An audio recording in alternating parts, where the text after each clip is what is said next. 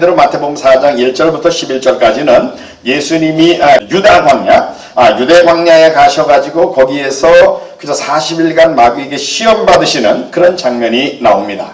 시험을 마치신 다음에 11절 이하에 이제 12절부터 보면은 요한이 세례 요한이죠. 잡힘을 들으시고 저 갈릴리로 물러가셔서 나사렛에 가서 계시다가 그 다음에 14절부터 나사렛을 떠나가지고 가버나움에 가서 사셨다 하면서 지금 마태복음 4장 14, 15절에 이렇게 기록되고 있습니다. 나사렛을 떠나 스불론 땅과 납달리 지경 해변에 있는 가버나움에 가서 사시니 이는 선지자 이사야를 통하여 하신 말씀을 이루려 하심이니라 하면서 이사야서 9장 1절 2절에 나와 있는 내용을 인용하고 있어요. 근데 그 내용이 뭐냐면 15절에 스불론 땅과 납달리 땅과 요단강 저편 해변길과 이방의 갈릴리여 흑암에 앉은 백성이 큰 빛을 보았고 사망의 땅과 그늘에 앉은 자들에게 빛이 비추었도다라는 게 이루어진 거다. 구약의 이사야서에 예언됐던 건데 이루어졌어. 근데 그 내용이 뭐냐면 이방 땅에 예수님이 가셨다라는 내용이다 그 말이에요. 그 가버나움이 지도상으로 여기 지금 갈릴리 호수의 위쪽에 있는 도시인데 예수님이 나사렛에서 가버나움에 가서 자리를 잡으신 사건을 이사야가 예언해 놓기를 이방 땅 갈릴리에 가셨다. 거기 이방 사람들 많이 모여 사는데 예수님이 일부러 가서 자리를 잡으셨다라는 얘기를 하고 있는 거예요. 이게 구약에 예언된 사건이고 예수님의 공생의 첫 행보입니다. 여러분 어떤 공직자가 공직에 딱 취임을 하면서 첫 번째로 하는 행동은요, 내가 뭘 중요하게 여기노라라는 걸 보여주는 행동이에요. 우리나라에 옛날에 그 허준영이라는 그뒤에 뭐 철도청장도 하고 그랬던 분인데 경찰청장으로 그분이 취임식을 할 때 취임식이 끝나자마자 헬리콥터를 타고 독도를 방문을 했어요. 취임식 끝나자마자 헬리콥터 타고 독도 방문했어. 왜 그랬죠? 나 평소에 헬리콥터 마음대로 못 탔었는데 한번 타보고 싶으니까 탄다. 그거예요? 아니지요. 내가 대한민국의 경찰 총수로서 독도가 대한민국 영토라는 것을 중요하게 여기노라라는 자기의 의지를 표현한 거 아니에요? 공직에 취임하자마자 첫 번째로 하는 행동은 굉장히 중요한 의미가 있습니다. 근데 오늘 성경이 예수님이 공생애를 시작하시면서 첫 번째로 하신 일로 뭘 말하고 있어요? 이방 땅 갈릴리에 가서 자리 잡으셨다고 말이에요. 여러분 일부러 이방 사람들 많이 사는 동네에 예수님이 가셨다라는 말을 구약에 예언도 돼 있었고 실제로 예수님이 그렇게 하셨습니다. 왜? 그 이방인들이 흑암에 앉은 백성들이고 사망에 앉은 백성들인데 그들 있는 곳에 자리 잡는 일로 예수님이 공생애를 시작하셨다는 걸 말하고요. 이게 바로 16절입니다. 마태복음 4장 16절. 그런데 그 다음 절 4장 17절 드디어 예수님이 공생애의 첫 메시지를 선언하십니다. 여러분 예수님이 언제 어디에서 공생애의 첫 메시지를 선언하셨습니까? 이때가 언제예요? 그 앞절에 보니까 바로 이방 땅 갈릴리에 가셨을 때 이방 사람들 사는 동네 갔을 때 이때부터 비로소 전파에 가라사대 회개하라 천국이 가까웠느니라 그러셨다 그 말이에요. 그러면은 예수님의 공생애의 이 첫 메시지를 예수님이 유대인들만 많고 하셨습니까?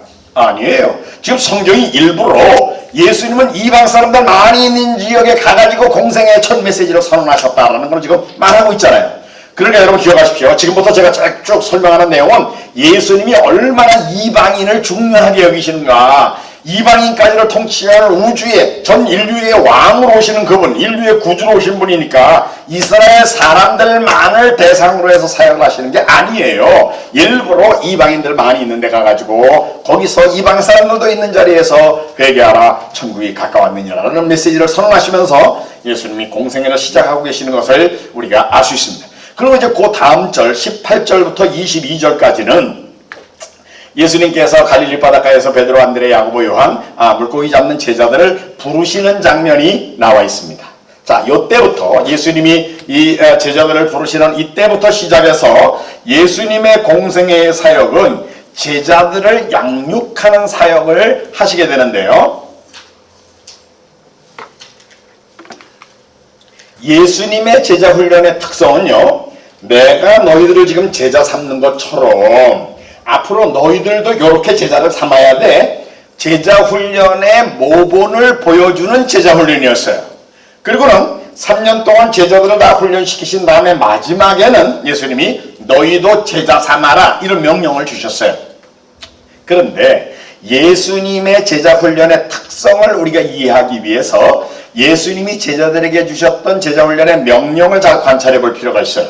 자, 제가 한번 암송해 볼게요. 마태복음 28장 18, 19, 20절인데 제가 일부러 틀리게 암송할 거거든요. 근데 여러분들이 어디가 틀렸는지를 찝어내야 되는 겁니다. 예수께서 나와 일러 가라사대 하늘과 땅의 모든 권세를 내게 주셨으니 그러므로 너희는 제자를 삼아 아버지와 아들과 성령의 이름으로 세례를 주고 내가 너희에게 분부한 모든 것을 가르쳐 지키게 하라. 볼지어다 내가 세상 끝날까지 너희와 항상 함께 있으리라 하시니라. 아멘. 어디가 틀렸죠? 가서 모든 족속으로. 요거 빼놨죠? 빼도 되는 거예요? 마음에 안 들면 좀 빼도 되잖아. 그래요? 안 됩니다. 하나님의 말씀은요, 절대로 더하거나 빼거나 그러면 안 돼요.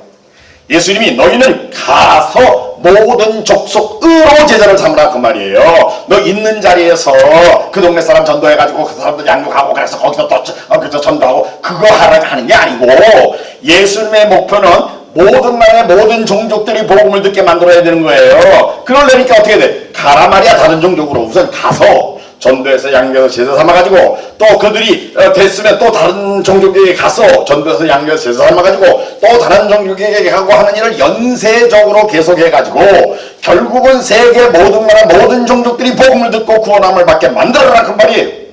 그러니까 예수님의 제자 양육은 세계 선교의 완성을 목표로 하는 타민족 제자 훈련, cross-cultural disciple making for world evangelization, 세계 복음화의 완성을 목표로 하는 제자 훈련이지, 있는 자리에서 니네 동네 사람들만 예수 잘 믿게 해라, 니네 민족만 복받아라, 그게 아니에요. 세계 복음화, 세계 모든 나라 모든 종족을 복음을 알고 구원받게 해서 하나님 나라의 백성이 되고 하나님을 예배하는 백성들이 되게 만드는 세계 선교를 완성하는 일을 목표로 하는 제자훈련이 바로 예수님의 제자훈련이었다라는 것을 우리가 분명하게 알 수 있습니다. 자, 그래서 예수님께서 지금 제자들을 3년 동안 훈련을 시키시는데요. 예수님의 제자훈련에서 가장 중요한 내용은 다른 민족을 제자 삼는 거기 때문에 예수님 일부러 제자들에게, 유대인이들입니다. 12제자가 예수님이 이방 사람들을 차별 대우하지 않고 이방 사람들을 오는 대로 다 맞아주시고 그들에게도 똑같이 이스라엘 사람들처럼 사랑을 베푸시는 이 모습을 예수님이 일부러 제자들에게 계속 보여주시는 거예요. 그래서 예수님의 사역은 첫 번째로는 이방인들을 계속 맞아주시고 차별 대우하지 않는 모습을 보여주셨다. 그래서 예수님의 대중전도 사역, 처음으로 예수님이 많은 사람들에게 이제 그저 복음을 전하고 하는 그 예수님의 대중전도 사역에 대한 내용을 성경이 말하고 있는데, 예수님은 지금 제자들을 앞으로 타민족을 제자들을 훈련하는 그런 훈련을 하기 때문에 제자들이 그런 훈련을 할 자들로 지금 복제해내는 일을 지금 하시는데요. 예수님이 그래서 대중전도 사역의 첫 번째 사역으로 그 다음 절인 아까 18절에서 22절까지 4명의 제자들 부른 장면이라고 그랬죠. 그 다음에 23절부터 마태복음 4장 23절입니다. 예수님이 대중전도 사역을 하시는데 여러분 잘 보세요. 거기 모인 사람들이 어디서 제일 많이 왔는지를 관심을 가지고 보시기 바랍니다. 마태복음 4장 23절 24절 제가 읽을게요. 예수께서 온 갈릴리에 두루 다니사 그들의 해당에서 가르치시며 천국 복음을 전파하시며 백성 중에 모든 병과 모든 약한 것을 고치시니 그의 소문이 온 수리아에 퍼진지라. 사람들이 모든 앓는 자 곧 각종 병에 걸려서 고통당하는 자 귀신 들린 자 간질하는 자 중풍병자들을 데려오니 그들을 고치시더라. 자 보세요. 어디서 사람들이 제일 많이 몰려왔습니까? 예수님은 지금 갈릴리에 가버나움을 중심으로 해서 갈릴리에서 주로 사역을 하고 계세요. 근데 사람들이 어디에서 제일 많이 몰려왔다고요? 수리아에서 제일 많이 몰려왔다고 그랬어요. 수리아. 여러분 수리아가 어딥니까? 저기 갈릴리의 북쪽에 지금의 시리아라는 나라 있죠. 시아파 이슬람과 수니파 이슬람이 서로 자기들끼리 막 죽이고 해가지고 정부군과 그 반군이 계속 전쟁하고 있는 나라 지금 시리아라고. 아사드 정권이 지금 자기 백성을 막 죽이고 그러는 나라 있잖아요. 나라가 한때 좋은 나라인데 지금 쑥대밭이 된 나라. 바로 거기에 그 지역에 살고 있는 수많은 사람들이 왔다고 말이에요. 그러니까 이방 사람들이죠. 이들을 예수님이 병 고쳐주고 귀신 쫓아내고 천국 복음을 그들에게 전하시는 일을 예수님이 하셨다라는 것을 지금 마태가 예수님의 대중전도 사역의 첫 사건을 말하는데 처음부터 이방인들을 포함시켜 놓은 자리에서 예수님께서 사역을 하고 계시다라는 것을 지금 분명하게 보여주고 있잖아요. 그 다음에 이제 그 다음 절, 마지막 절입니다. 마태복음 4장 25절에 보면은 갈릴리와 데가볼리와 예루살렘과 유다와 요단강 건너편에서 수많은 무리가 따랐다. 데가볼리, 여러분 데가볼리가 어딥니까? 데가볼리는 갈릴리 바다의 남동쪽에 있는 10개 정도로 구성된 마을을 가르쳐요. 데카라는 말은 헬라어로 10이라는 뜻이고 폴리스라는 말은 도시예요. 10개 도시라는 뜻인데 그 지역은 나중에 예수님께서 제자들 데리고 거기 갔을 때 왜 2명의 군대 귀신 들린 사람이 무덤가에서 나와가지고 꽥꽥 소리 질러가지고 예수님이 그 귀신을 쫓아내가지고 귀신들이 저 우리 돼지대에 들어가게 해주세요. 그래서 예수님이 그래 허락한다. 그러니까 귀신들이 그냥 2사람에게서 나왔는데 얼마나 많은지 2,000마리나 되는 귀신 그 돼지들이 다 귀신 들린 데가 돼지대 가지고 꽥꽥 하다가 물에 빠져 죽은 그 사건 알죠? 귀신 들린 돼지 본 적 있어? 못 봤지? 그때 거기 가서 공짜로 그냥 좋은 거 하는 건데 어떻든 우리는 볼 수가 없지만 어떻든 돼지 기르는 거 보면 이스라엘 사람들이 아니에요. 원래 레위기에 의하면 이스라엘 사람들은 돼지고기 먹지를 말라고 했어요. 그러니까 이스라엘 사람들은 돼지 안 길러요. 근데 2,000마리나 되는 돼지를 길렀다는 거는 이들이 이방인이라는 걸 분명히 보여주는 사건이거든요. 예수님이 이제 나중에 제자들을 데리고 거기도 가시는데 어떻든 이 데가볼리로부터 수많은 무리가 와서 예수님의 사역의 자리에 참여했다라고 지금 마태복음 4장 맨 마지막 절인 25절에 분명히 그렇게 말을 하고 있습니다. 자, 여러분 제가 묻습니다. 이게 마태복음 4장 25절 맨 마지막 절이에요. 그럼 그 다음 절은 몇 장 몇 절일까? 너무 쉬운 문제인가? 5장 1절이지. 그거 모르면 바보지. 그렇죠? 자, 왜 묻는지를 여러분 잘 아셔야 돼요. 마태가 이 마태복음을 쭉 기록할 때 여기 4장까지는 요 4장이 5장은 따로 쓴다. 따로 썼을까요? 아니면 쭉 썼을까요? 쭉 기록한 거예요. 단지 그 후에 우리가 성경 장절을 쉽게 찾게 하기 위해서 4장, 5장 나누는 거지요. 그러니까 사실은 마태 5, 6, 7장 뭐예요? 산상수훈이잖아요. 산상수훈. 산상수훈이 기록되면서 그 앞에 수리아에서 사람들 많이 왔어. 데가볼리에서 사람들 많이 왔다. 그 다음에 5장 1절 예수께서 무리를 보시고 산에 올라가 앉으시니 제자들이 나온지라 입을 열어 가르쳐 가라사대 심령이 가난한 자는 목이 있나니 천국이 저희 것이며 하면서 쭉 산상수훈을 말씀하시잖아요. 그러니까 예수님이 산상수훈을 가르치실 때에 그 자리에 있었던 사람들이 이스라엘 사람들 뿐인가요? 아니요. 이방 사람들도 다 포함시켜 놓은 자리에서 예수님께서 산상수훈을 말씀하셨다라는 것을 우리가 분명하게 알 수 있다 그 말입니다. 자, 그 다음에 이제 또 마태복음이 아니지만 마가복음하고 누가복음에 보면은요, 마가복음 3장 8절에 두로와 시돈 근처에서 많은 무리가 그가 하신 큰 일을 듣고 나왔다 그랬고, 누가복음 6장 17절에도 역시 두로와 시돈의 해변으로부터 온 많은 백성도 있었다 이렇게 분명히 말하고 있습니다. 두로와 시돈이 어딥니까? 저 갈릴리 북서쪽 지중해 요한 안에 지금의 레바논 지역이죠. 거기에 거기도 이방 지역이에요. 거기에서 수많은 무리가 또 왔다라고 성경이 기록하고 있잖아요. 아까 수리아에서 많이 왔다고 그랬어요. 데가볼리에서도 많이 왔다고 그랬어요. 이번엔 두로와 시돈에서 또 많이 왔다고 그랬어요. 그 다음에 나중에 같은 구절입니다만은 마가복음 3장 8절의 앞부분에 보면 이두메에서도 많이 왔다고 그랬어요. 예루살렘과 이두메와. 이두메가 어딥니까? 저 남쪽에 에돔 족속들이 살고 있던 지역, 그 사해바다 남쪽 그쪽. 그래서 굉장히 먼 지역이에요. 갈릴리하고 하면은. 그래도 거기서도 수많은 무리가 왔다라고 지금 말씀하고 있습니다. 그러니까 보세요. 예수님은 주로 갈릴리 지역에서 가버나움을 중심으로 거기서 사역을 하시지만 예수님에게 몰려와서 말씀 듣고 병 고침 받고 했던 이적을 받던 천국 복음을 들었던 사람들이 어디서 왔어요? 수리아에서 왔습니다. 데가볼리에서 왔습니다. 저 두로와 시돈에서 왔습니다. 남쪽에 이두메에서도 왔습니다. 그러니까 사실 갈릴리를 싸고 있는 모든 방향에서 이방인들이 다 와가지고 예수님의 사역에 참여하고 있는 것을 우리가 볼 수 있다라는 거죠. 이렇게 모든 사람들 모여서 그냥 하나님 말씀 듣지만 그 사람들 중에 다수가 이스라엘 사람이 아니라 이방인이었다는 것을 우리가 볼 수 있습니다. 특별히 마태복음에 보면은 재밌는 기록이 있는데 12장 15절 이하에 예수님에게 많은 사람들이 몰려왔는데 예수님이 그들을 다 고쳐주셨다 그랬어요. 근데 그 사람들이 이스라엘 사람인지 이방인인지는 말하고 있지 않아요. 그런데 이 사람들을 다 고쳐주셨다. 근데 이거는 성경에 그저 예언되어 있는 게 그대로 이사야서에 있는 말이 이루어진 거야. 그렇게 말하면서 이사야서 42장 1절부터 4절에 있는 말씀을 마태가 인용을 하고 있습니다. 18절에 보면 보라 내가 택한 종 곧 내 마음에 기뻐하는 바 내가 사랑하는 자로다. 내가 내 영을 그에게 줄 터이니 그가 심판을 이방에 알게 하리라 라는 게 이루어진 거다. 그 다음에 또 21절도 또한 이방들이 그의 이름을 바라리라 한 게 이루어진 거야. 여러분 거기에 누군지는 알았는데 거기는 온 사람 다 고쳐줬어. 근데 이게 이사야서에 있는 일이 이루어진 거야. 근데 이사야서의 예언을 보니까 예언이 뭐예요? 이방의 공의를 나타내리라. 이방 사람들이 하나님을 바랄 것이라는 게 이루어진 거다 라는 말로 볼 때에 여기 병고침 받은 사람들의 다수가 누구라는 겁니까? 이방인들이었다는 걸 지금 분명히 보여주는 거 아닙니까? 이렇게 사실은 수많은 사람이 몰려와서 고침받았는데 그 중에 이방인들이 이렇게 많이 섞여 있었다고 말이에요.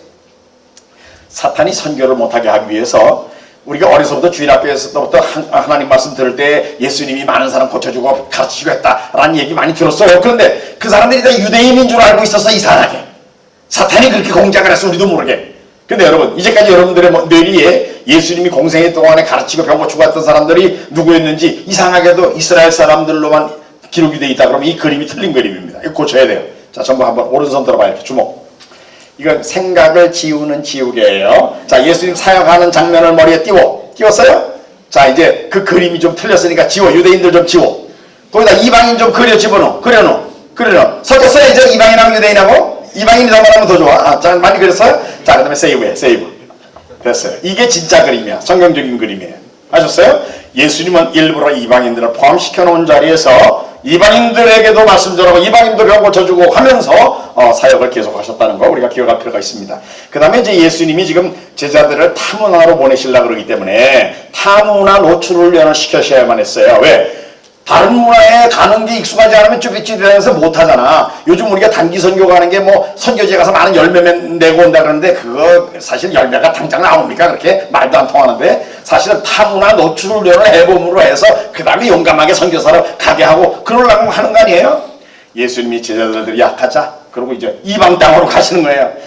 마태복음 8장 이제 8장 18절에 보면 많은 무리가 예수님을 에워싸는 것을 보시고 건너편으로 가기를 명하시니라. 사람들이 많이 몰려왔어요. 좋은 기회에 이 사람들 병 고쳐주고 말씀 전하면 이 사람들 구원할 기회인데 이 좋은 기회를 포기하고 예수님이 건너편 마을로 가자. 그래서 제자들이 배를 타고 예수님 이제 피곤하니까 주무시고 배 놀자그러는데 풍랑이 일어가지고 막 배에 물이 들어오고 물에 빠져 죽게 생긴 거야. 그러니까 그냥 급해가지고 예수님 우리의 죽게 된 곳을 안 돌아봅니까? 와서 예수님 막 깨웠어요. 예수님이 일어나는데 야 너희가 어떻게 이렇게 믿음이 없느냐? 야단 치셨어요. 여러분 예수님이 가라고 하시는 길로 가는데도 풍랑이 일어날 수 있다는 거 우리가 알아야 돼요. 그럴 때 풍랑을 향해서 아이고 무섭네 그러면 안 돼요. 야 풍랑 까불지 마라. 예수님이 가라고 하시는 길로 가는 거야. 가. 예수님도 지금 모시고 가는데 네가 어쩔 거야. 다 이렇게 당당하게 나가야 되는데 아이쿠 우리 죽네. 그러니까 이 풍랑이 와야 너는 믿음 없구나. 득세해가지고 그럴 때 그러니까 이제 예수님이 구사를 들었죠. 어떻든 건너편 마을에 도착했어요. 자 아까 많은 사람 몰려왔는데 그 사람들 고쳐주고 가르쳤으면 더 많이 구원할 텐데 그거 포기하고 갔는데 가보니까 몇 명 모였어? 무덤가에서 2명 나와서 소리 꽥꽥 지르고 나온 거야.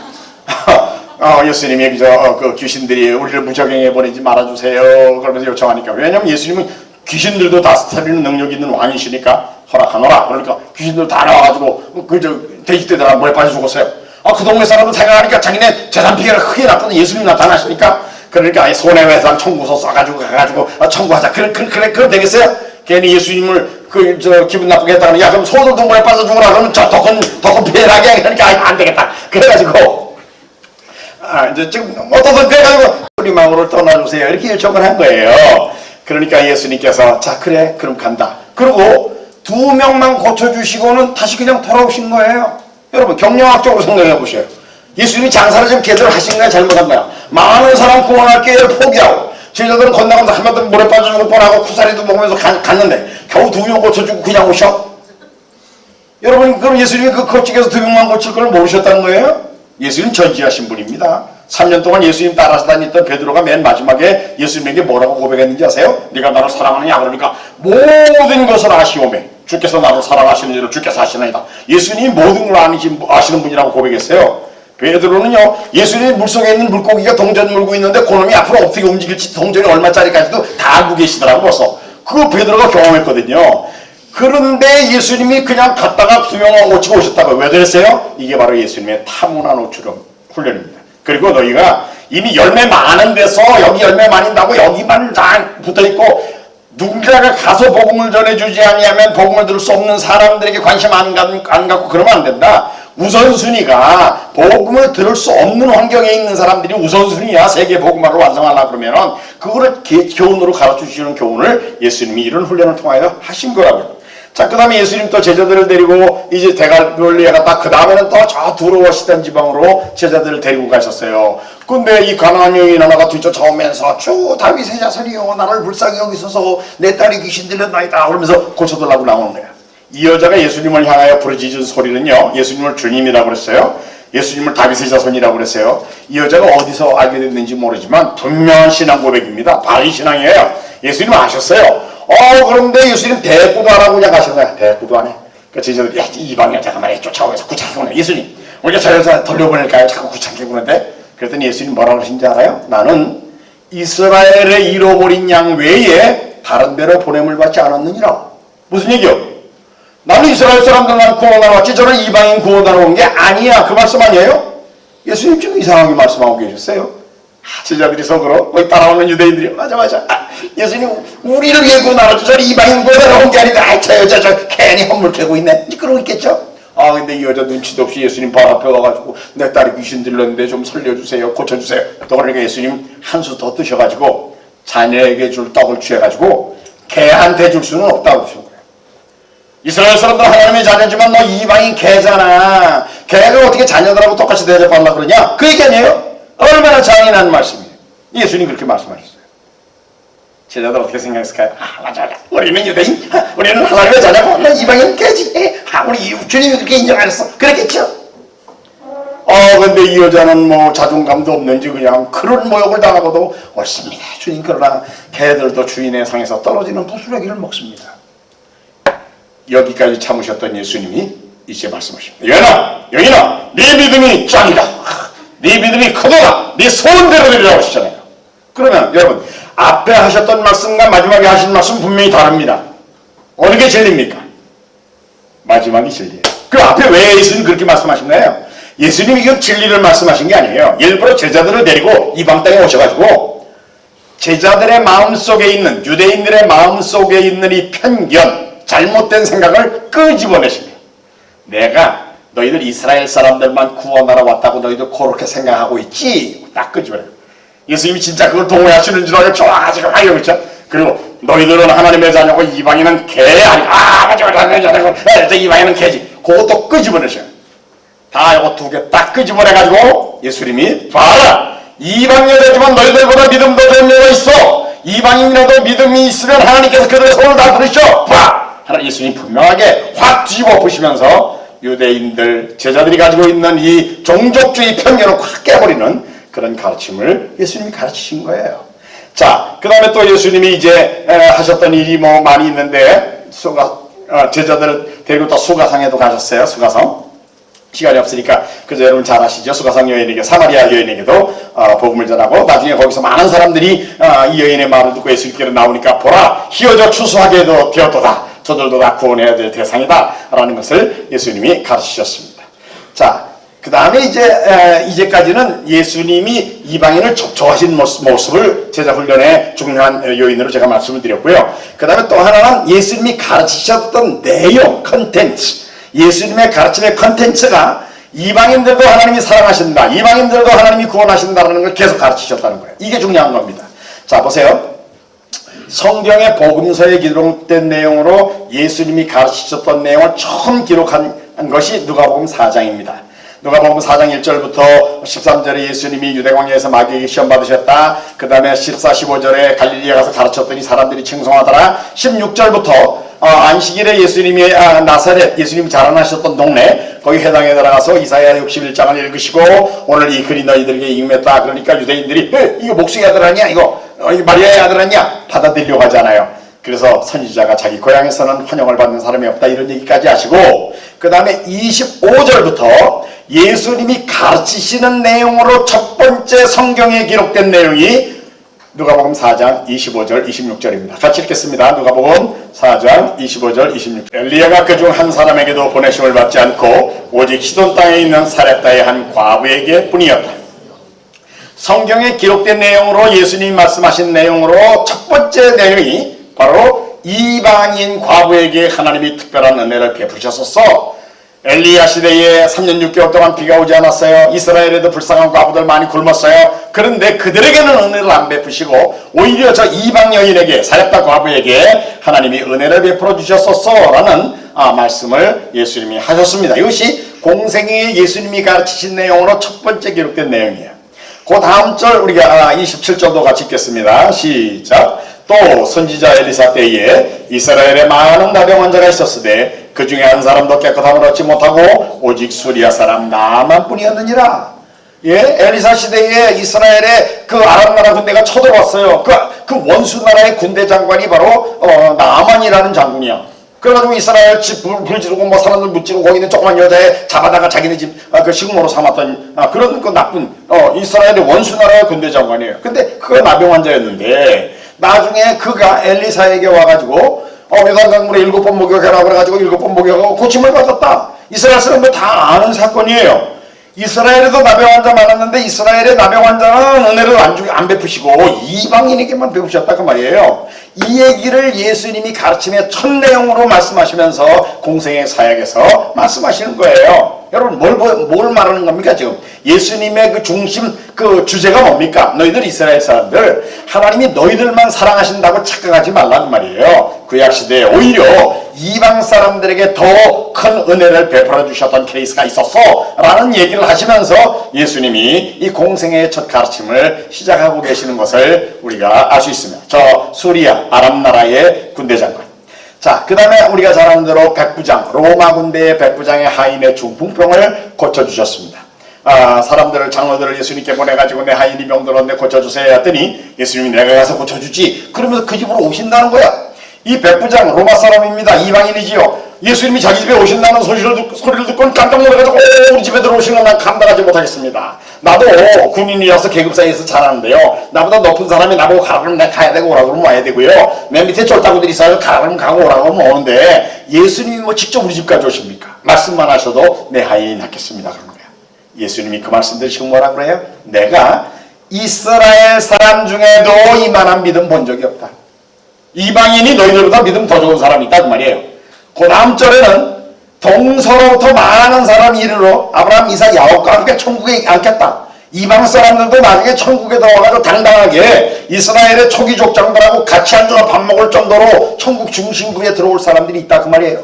또 너희들 이스라엘 사람들 나라의 본 백성들 중에도 버려가지고 그저 일을 가게 되는 사람도 있을 거다.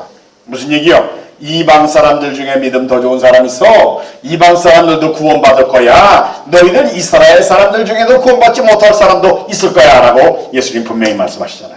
이거는 이스라엘 사람들이 가지고 있는 이 종족 편견, 종족 우월감을 확 깨버리는 예수님의 가르치는 것을 우리가 볼 수 있습니다. 예수님은 이렇게 가르치는 내용도 처음부터 이방 사람들도 하나님이 은혜를 베푸신다, 구원하신다라는 것을 분명히 말씀하시면서 공생의 3년 동안 제자들을 가르치셨습니다.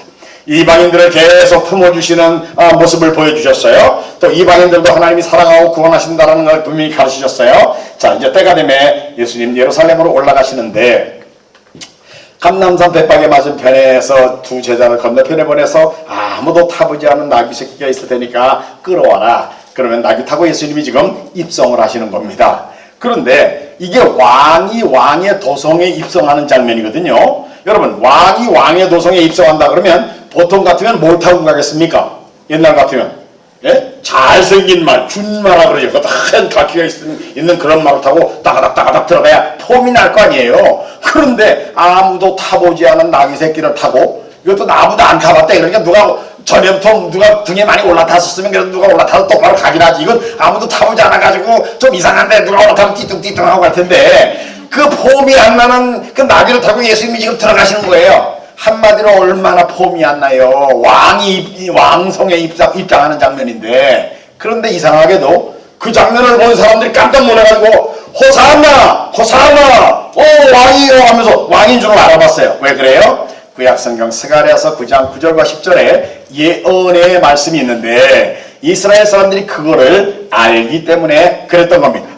구약성경의 스가랴서 9장 9절과 10절에 보면은 이렇게 예언이 되어 있어요. 시온에 따라 크게 기뻐할지어다, 예루살렘에 따라 즐거이 부를지어다. 보라, 내 왕이 내게 임하시나니. 분명히 나귀 타고 오시는 분은 왕이라고 거기 예언되어 있어요. 그런데 그는 공의로우며 구원을 베푸는 하나님이다. 엄격하게 죄에 대해서는 심판을 하시면서도 그러면서도 죄인을 구원받게 하시는, 이게 바로 대신 벌받아주는 제도에, 원래 구약의 속죄제사에서 원래 하나님은 죄에 대해서는 엄격하게 벌을 주면서도 어린 양이 대신 벌받게 하심으로 대신 벌받아주는 제도로 죄인이 구원받잖아요. 사실 예수님 예루살렘 성으로 입성하시는 이유가 나중에 십자가에 달려 우리들의 죄를 대신 벌받으러 들어가시는 거예요. 하나님은 엄격하게 공의를 행해가지고 벌을 주셔. 그런데 우리가 받을 벌을 예수님에게 줘놓고는 우리를 구원하시는 분이거든요. 그래서 예수님 지금 왕으로 입성하시는데 이제 2주간에 예수님 십자가에 달려 죽으러 들어가시는 거거든요. 공의를 행하면서도 엄격하게 죄에 대해서는 심판하면서도 죄인을 구원하는 분이다. 바로 예수님이 그런 분으로 지금 입성하고 계시는 거예요. 근데 나귀 타고 오신다고 해놓고 그 다음에 10절에 이분을 누구라고 말하는가 하면 그가 이방 사람에게 화평을 전할 것이다. 여러분, 예수님의 속죄제사의 제물은 십자가의 죽음은 속죄제사이기도 하지만 화목제사이기도 해요. 죄인을 하나님과 화목하게 만든 거야. 그래서 예수님의 십자가의 고난을 통하여 만들어진 이 평화, 화평을 누구에게 전한다고요? 이방인에게. 그러니까 예수님은 이스라엘 사람들만을 위해 십자가에 달려 죽으시는 게 아니라 이방인들까지를 위하여 십자가에 달려 죽으실 것에 대한 얘기예요. 이방인에게 화평을 전할 것이다. 그의 통치는 바다에서 바다까지 이른다. 여러분, 이분이 왕이라 그랬으니까 자기 통치 영역이 있잖아요. 이쪽으로 쭉 가면 바다가 나와요. 그리고 또 반대쪽으로 쭉 가도 바다가 나오게 돼 있어요. 끝까지 가면. 어느 쪽으로 가든지 사람들이 사는 곳 가면 끝에 가면 바다가 나오게 돼 있어요. 저기서부터, 그러니까 이쪽 땅끝에서 저쪽 땅끝까지가 전체가 다 이분의 통치 영역이다. 그 말이에요. 또 유브라데에서 땅끝까지. 유브라데는 에덴 동산에서 4개의 강이 시작해서 가는데 그 중에 하나가 유브라데예요. 그러니까 사람이 처음 지음을 받고 살기 시작했던 거기서부터 땅끝까지 제일 멀리 가서 사는 사람이 있는 데까지가 다 이분의 통치 영역이다. 그 말이에요. 그러니까 지금 나귀 타고 입성하는 분 누구냐? 왕인데 대신 벌받아주는 방법으로 자기 백성을 구원하는 분이야. 근데 그가 이방인에게 평화를 전해버리고 그의 통치 영역은 바다에서 바다까지 전 세계 사람들이 땅에 발 딛고 사는 데는 다 이분의 통치 영역이다. 메시아의 우주적인 통치에 대한 예언이거든요. 바로 이분이 그분이야. 이렇게 성경이 말하고 있는 겁니다. 그래서 예수님 예루살렘에 들어가셨고요. 그 다음 날 아침에는 예수님이 그 다음날 아침에는 성전에 들어가서 돈 바꾸고 배불리 팔고 그러는 사람들이 예수님 화가 나가지고 상을 확 뒤집어 풀면서 그들을 쫓아내면서 내 집은 누가 기도하는 집? 만민이 기도하는 집이라고 기록되어 있는데 너희가 어찌하여 강도의 분유를 만드느냐? 예수님이 분노해 하셨어요. 사실은 성전은 이방 사람들이 와서 기도하는 집이야. 여러분, 제가 제 유튜브에 띄워놨습니다. 성전은 이방인들이 건축했고요. 건축 책임자도 이방인과 유대인의 혼혈족이었던 사람이고 거기에 일한 사람들이 이방인들이었고 솔로몬이 이방인이 와서 기도하거든 들어달라고 그랬고 그래서 솔로몬의 마지막 축도도 그랬고 여러분 꼭 들어보세요. 제가 이미 강의 올려놨습니다. 그러니까 사실은 예수님이 지금 이방 사람들이 와서 기도하면서 은혜 받아야 될 자리에서 유대인들이 돈 바뀌고 비를 팔가면서 방해를 놓고 있으니까 분노하셔가지고 그들을 쫓아내신 거예요. 여러분, 얼마나 우리 예수님이 이방인들의 영적인 유익에 대하여 관심이 많은 분인가를 보여주는 말씀입니다. 자, 이렇게 예수님이 이제 공생의 마지막 주간에 이제 마지막 날이 됐습니다. 목요일 밤, 십자가에 달리시기 전날 밤 예수님 제자들과 함께 다 모였는데 그때에 요한복음 13장에서 17장까지가 예수님의 마지막 강화, 마지막으로 제자들과 만난 자리입니다. 이제 거기서 끝나면 겟세마네 동산으로 가시는 거예요. 그래가지고 잡혀가지고 그 다음날 십자가에 달려 죽으시죠.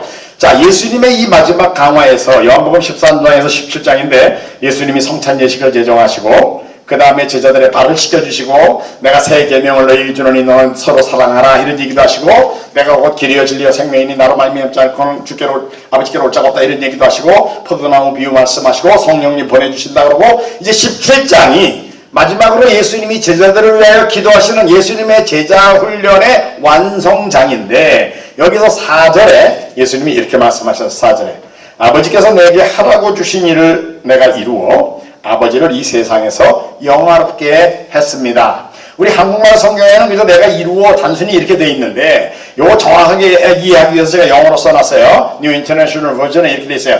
I have brought you glory on earth. 여기 I have brought, have plus pp 현재 완료형이에요. 그러니까 내가 이미 가져왔습니다. 영광을 on earth 세상에서 당신에게.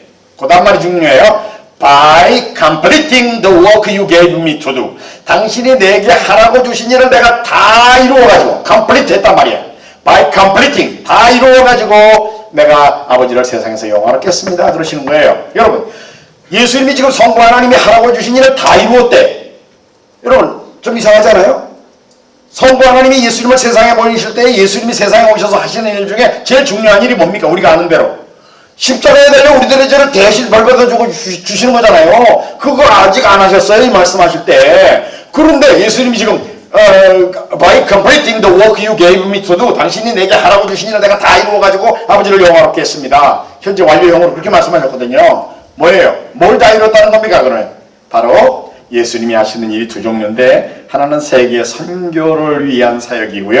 하나는 대신 벌받아 우리의 죄를 대신 벌받아주는 사역이에요. 그런데 이 대신 벌받아 죽어주시는 속죄제사의 사역 이거는 예수님이 혼자 하셔야 되는 일이지만 세계 선교 사역은 이제 제자들이 타무나 제자 훈련을 하는 자들로 앞으로 세계 선교를 해야만 되는 일인데 그 일의 시작으로 예수님이 12제자를 타무나 제자 훈련을 할 제자들로 훈련하는 일을 다 마쳤다 그 말이에요.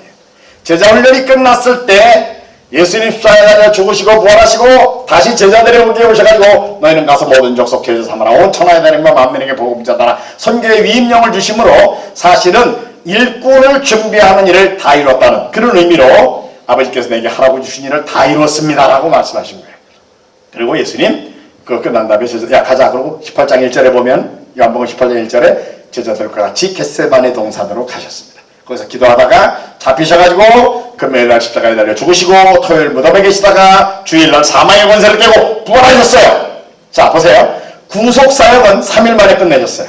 금요일, 토요일, 주일. 그런데 제자들을 타무나 제자훈련을 세계 선교를 제자들로 훈련하시는 일은 3년 걸리셨어요. 그러니까 예수님의 공생에 더 많은 시간을 세계 선교를 위한 일꾼들을 준비하시는 데에 예수님이 사용하셨고 결국은 구속사역을 하신 다음에 제자들에게 이 일을 맡기시고 그 다음에 예수님 40일 동안 이 지상에 계시면서 계속 소위 마지막 선교의 위임령을 주십니다. 가서 모든 족속 제자 삼아라 온 천하에 다니며 만민에게 복음 전하라 이런 말씀을 하시고 그 다음에 예수님 승천하시기 전에 땅끝까지 이르러 너희가 내 증인이 될 거야 이런 말씀하시고 예수님 승천하셨습니다. 여러분 요게 예수님의 마지막 위임령이요 요게 예수님의 유언의 말씀입니다. 아울러 요게 복음서에다 결론의 말들입니다. 그러므로 오늘 우리가 이 예수님을 사랑하고 예수님을 위해서 일하려는 사람은요 요 명령 그대로 순종해야 돼요. 우리가 복음을 전해야 될 선교지의 대상은 가서 모든 족속으로 제자를 잡는 거예요. 온 천하에 다니며 만민에게 복음을 잡는 것입니다. 이미 복음 들은 사람들에게 가라는 게 아니에요. 복음을 듣지 못한 종족이 우선순위입니다. 그래서 진짜 중요한 건 요겁니다. 과업을 마치는 것에 초점을 맞춰라. 우리가 선교를 한다 그러면서 전부 이미 예수 믿는 사람 많이 있는 데 가가지고 또 거기 가서 또 이제 하는데 물론 그것도 착한 일이에요. 좋은 일이에요. 나쁜 일 아니야. 그러나 예수님이 기대하시는 원칙은 복음을 듣지 못한 미전도 종족에게 가라 그 말이에요. 마태복음 24장 14절에 예수님이 분명히 파이널 고를 말씀하셨어요. 이 천국 복음이 모든 민족에게 증언되기 위하여 온 세상에 전파되리니 그 제의야 끝이 오리라. 예수님이 정하신 방향은 분명해. 예? 마지막 종족이 복음을 듣게 만들어라. 그러면 내가 재림이 온다. 그거예요. 축구선수의 코치나 감독이 저게 골대에다 골을 넣어야 넣어야 골을 넣어야. 아무리 드리블 잘하고 다리 뛰다 뭐가 소용있어. 골을 안 넣으면. 안 그래요? 진짜 제일 중요한 건 그거를 해야지, 그거를.